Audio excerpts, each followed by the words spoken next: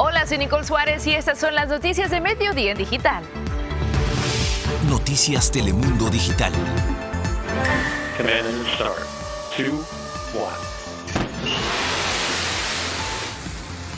Jeff Bezos ya es astronauta tras viajar al espacio en su cápsula New Shepard junto a 3 personas más. El vuelo suborbital del dueño de Amazon despegó y aterrizó en Texas según lo previsto, dando un paso más en la batalla por el turismo espacial. Aumenta la alerta en la mayoría de los hospitales del país ante la crecida significativa de contagios de COVID de la variante Delta. En el 25% de los fallecidos se detectó esta mutación.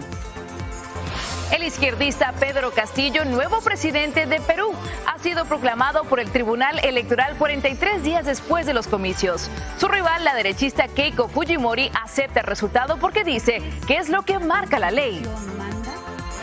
Jeff Bezos, el hombre más rico del mundo, ha hecho historia hoy al convertirse en astronauta por unos minutos. 6, 5, 4. Command and start. 2, 1.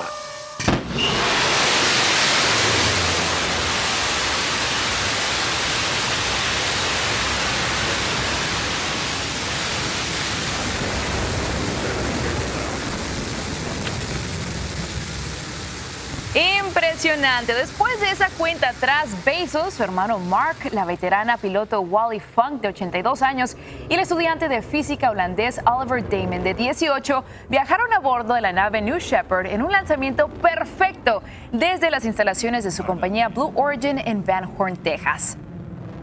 Ya a 46 millas del suelo, la cápsula espacial se separó del cohete impulsor que inició el descenso.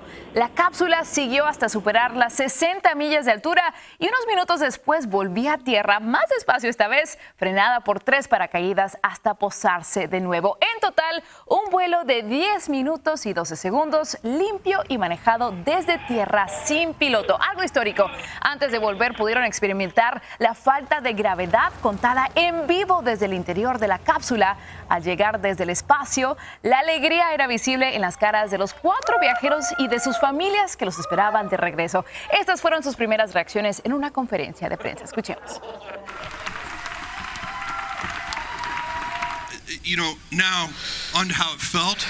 En cuanto a cómo me sentí, Dios mío, tenía expectativas altas y fueron superadas con creces. Estábamos hablando de esto hace un rato en el auto cuando veníamos para acá. Y no sé, la experiencia de la ingravidez quizás fue la mayor sorpresa porque se sentía tan normal. Es como si los seres humanos hubiéramos evolucionado para ser parte de ese ambiente. Se sentía tan sereno, flotando. De hecho, es más grato que estar en condición de gravedad. El hecho de sentirlo. El elemento más profundo para mí fue poder mirar, ver a la Tierra, ver la atmósfera. En el ascenso esta mañana, el ruido no era tan fuerte. Íbamos subiendo y pensé que íbamos a ver el mundo, no estábamos suficientemente altos, pero me sentí maravillosa. Estaba allí recostada y estaba yendo al espacio. Y te quiero dar las gracias porque tú lo hiciste posible. Esperé mucho tiempo para llegar allá y he hecho... La persona de más edad en llegar al espacio. Tremenda experiencia para Wally Funk. Los sueños sí se cumplen. Y Bezos tomó un momento para agradecer a todos los empleados y clientes de Amazon, que sin ellos esto no fuera posible. Y por supuesto, para ver más cobertura de este lanzamiento, visite nuestra página noticiastelemundo.com.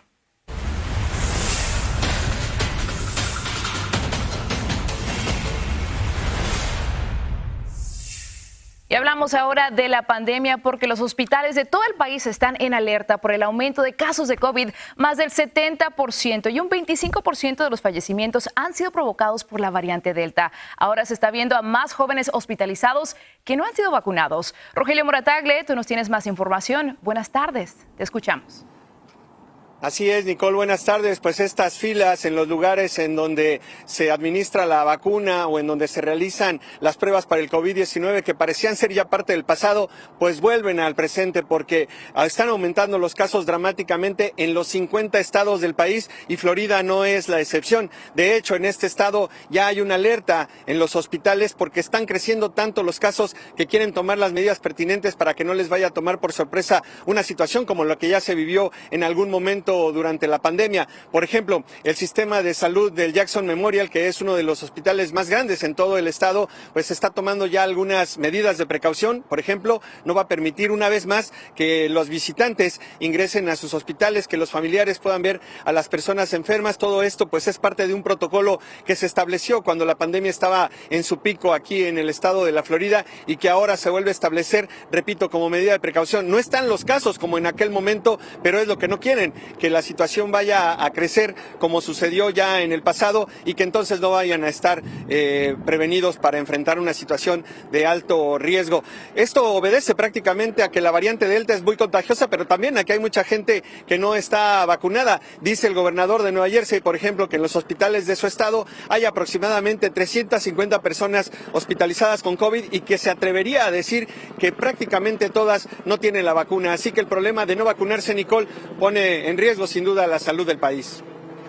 Rogelio Morattagle, muchísimas gracias por la información. Le recordamos que existe la página planificatuvacuna.com. Ahí puede encontrar toda la información que necesita sobre los centros de vacunación. Y bueno, si usted está pensando en viajar dentro o fuera del país, debe tomar precauciones ante las altas tasas de contagios en estados como Nevada, Missouri, Florida, Arkansas o Luisiana. Incluso posponer los viajes si no son estrictamente necesarios. Además, las autoridades sanitarias desaconsejan viajar hasta Reino Unido. Es mejor hacerlo solo si está completamente vacunado. Vamos a cambiar radicalmente de tema. 43 días han pasado desde que Perú celebró elecciones presidenciales que hoy formalmente ganó el izquierdista Pedro Castillo, vencedor frente a Keiko Fujimori por un estrechísimo margen. 50.1% de las papeletas para este maestro rural frente al 49.8% para la hija del expresidente Alberto Fujimori. Es decir, 44.058 votos de diferencia. Liliana Choi, tú nos tienes más información. Adelante.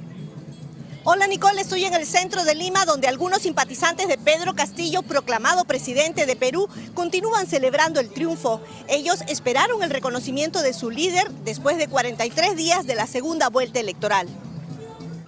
Proclamo presidente de la República a don José Pedro Castillo Terrones. Una proclamación virtual debido a la pandemia acabó con el suspenso y dio paso a la celebración de los militantes del profesor Pedro Castillo de Izquierda Radical. Traigo acá el corazón abierto para todos y cada uno de ustedes. Sus partidarios esperaron más de un mes a que el Jurado Nacional de Elecciones resolviera las impugnaciones y denuncias de fraude interpuestas por su contendora Keiko Fujimori. Así escucharon las primeras palabras de su líder convertido en presidente. Para hacer un Perú más justo, más soberano, más digno, más humano y más unido. Para hacer una lucha contra la corrupción. Castillo se impuso por 44.000 votos a la candidata de derecha Keiko Fujimori. Muy contenta porque un hombre con dignidad sale al poder. Una nueva esperanza con la presencia del profesor Pedro Castillo en la presidencia de nuestro país. Tras conocer la proclamación de Pedro Castillo, Keiko Fujimori, su adversaria política, dijo que respetará los resultados porque lo manda la ley. Sin embargo, invocó a rechazar un posible cambio de la Constitución anunciado por Castillo. Es ponernos en acción para defender la Constitución y no dejar que el comunismo la destruya. Pedro Castillo asumirá la presidencia el próximo 28 de julio en un país que aún no logra controlar la pandemia y con los mercados expectantes ante las medidas económicas para los próximos 5 años de gobierno. Estas fueron unas elecciones muy apretadas con casi la mitad del país apoyando a Castillo y la otra mitad a la candidata de la derecha. Las autoridades custodian la ciudad en prevención de cualquier desorden en las calles. Vuelvo contigo, Nicole.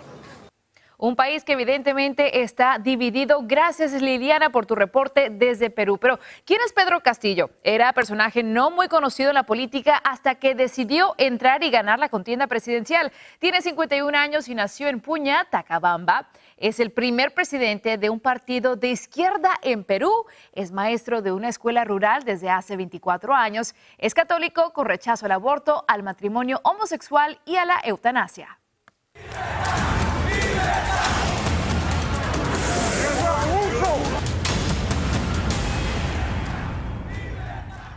¿Cómo ayudar al pueblo cubano sin favorecer al gobierno de La Habana? Esta es la estrategia que está desarrollando la administración Biden como reacción al estallido social en Cuba que llevó a la represión del régimen comunista de la isla. Cristina Londoño nos lo explica.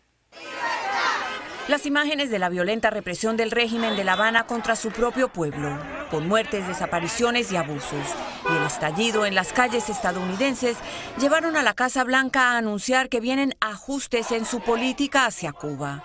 El más importante, que creará un grupo para que estudie cómo enviar dinero a la isla sin que el gobierno saque tajada.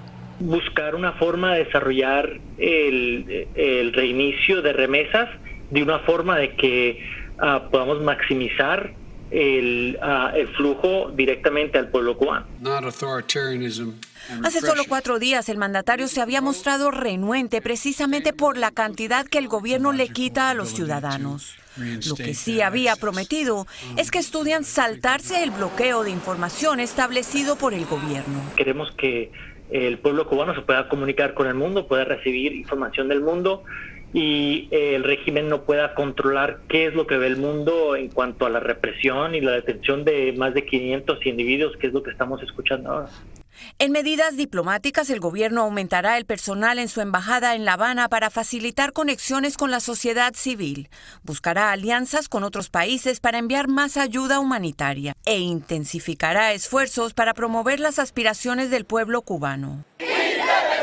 En cuanto al clamor popular en las calles por una intervención militar, la respuesta es un no rotundo.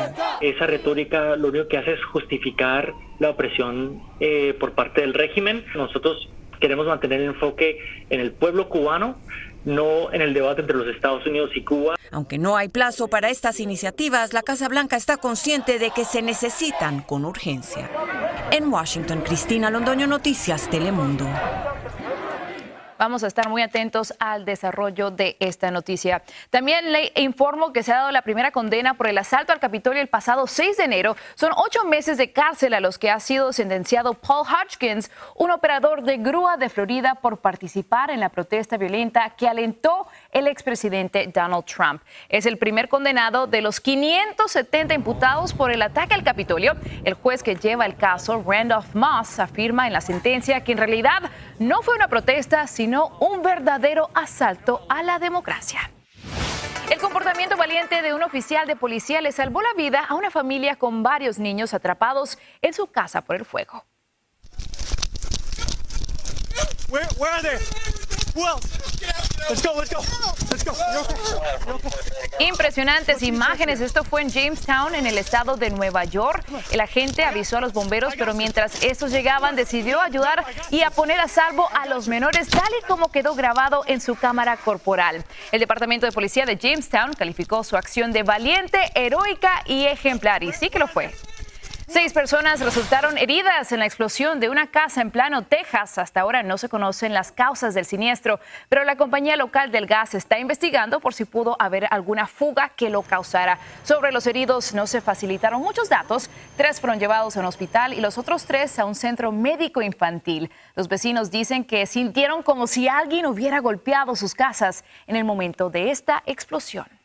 El 66% de los mexicanos cree que vive en una ciudad insegura por culpa de asesinatos, secuestros y ataques del crimen organizado. Es parte de las respuestas a una encuesta oficial que pone a Tijuana y Ciudad Juárez como los lugares más violentos del país. Isa Osorio, tú nos tienes más información. Adelante. Así es, Nicole, el 66% de los mexicanos considera que vive en una ciudad insegura, de acuerdo con la última encuesta del INEGI, y es que para muchos habitantes de este país, la seguridad está peor que nunca. Será por poco trabajo que hay, no sé. Finalmente no puedes andar en la calle, en el transporte público, para personas como pues nosotros o los que van pasando. De acuerdo con esta encuesta, los asesinatos, secuestros y ataques del crimen organizado a miembros de la sociedad civil han aumentado la percepción de inseguridad en México.